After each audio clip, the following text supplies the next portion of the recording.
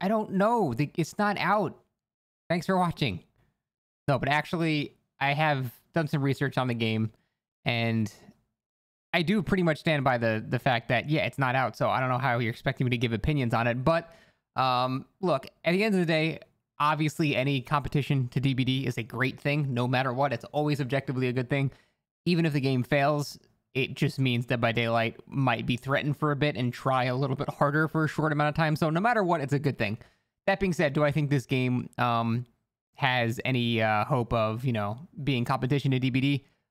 No, I don't think it's going to have any competition. It's probably going to be like Home Sweet Home and last year and, all these games that have tried to replicate the formula and they have not succeeded. And it's not just because, I'm so in love with Dead by Daylight that nothing can ever beat it. It's just, I'm a realist. I understand the allure that all of the licenses of DBD has. It makes it extremely appealing to new players. And probably here's the most important part why I think this game will not work. The same reason Evolve didn't work, last year didn't work, Home Sweet Home didn't work. Like all these games I try, all of these games have something in common where you can attack the monster.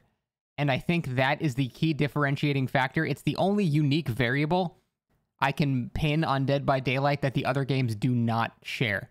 Death Garden's another one too, obviously. And I think that is because it makes the new player experience, particularly for the monster or the killer side, really miserable. Like, because think about it. Dead by Daylight is unique in how new games, like filled with newer players, the killer role is actually easier. So when the killer starts to play the game, they don't necessarily feel like they're getting bullied as much because typically the game is pretty killer-sided at lower skill levels. And so that causes killer players to actually want to keep playing the game. Now, as they keep playing more and more and more, and then, thousands of hours later, they realize that the game is actually kind of balanced in the other direction. But it's that new player hook that is so important to a game's life. And I have a feeling, just like it was in Home Sweet Home and Evolve and last year and all these games, new players that play the killer are going to get in there. They're going to get the shit kicked out of them by 4 kids. And they go, man, I thought getting pallet looped was getting bullied. This is awful.